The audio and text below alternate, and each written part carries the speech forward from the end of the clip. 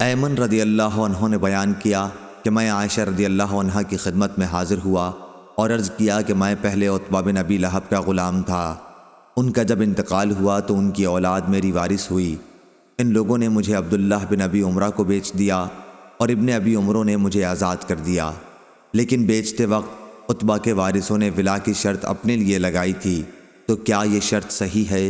اس پر عائشہ رضی اللہ عنہا نے کہا کہ بریرہ میرے یہاں آئی تھیں اور انہوں نے کتابت کا معاملہ کر لیا تھا۔ انہوں نے کہا کہ مجھے آپ خرید کر آزاد کر دیں۔ عائشہ رضی اللہ عنہا نے کہا کہ میں ایسا کر دوں گی، لیکن مالکوں سے بات چیت کے بعد۔ انہوں نے بتایا کہ وہ مجھے بیچنے پر صرف اس شرط کے ساتھ راضی ہیں کہ ولا انہی کے ساتھ قائم رہے۔ عائشہ رضی اللہ عنہا نے کہا کہ پھر مجھے اس کی ضرورت بھی نہیں ہے۔ رسول اللہ صلی اللہ علیہ وسلم نے بھی اسے سنا، یا عائشہ رضی اللہ عنہا نے یہ کہا کہ آپ کو اس کی اطلاع ملی، اس لیے آپ صلی اللہ علیہ وسلم نے عائشہ رضی اللہ عنہا سے دریافت فرمایا۔ انہوں نے صورتحال کی آپ کو خبر دی۔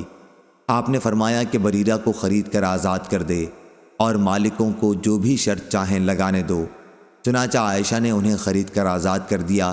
مالکوں نے چونکہ ولا کی شرط رکھی تھی، اس لیے نبی کریم صلی اللہ علیہ وسلم نے صحابہ کرام کے ایک مجمع سے خطاب فرمایا، ولا تو اسی کے ساتھ ہوتی ہے جو آزاد کرے، اور جو آزاد نہ کریں وہ 100 شرطیں بھی لگا لیں، ولا پھر بھی ان کے ساتھ قائم نہیں ہو سکتی۔ صحیح بخاری حدیث نمبر 2565۔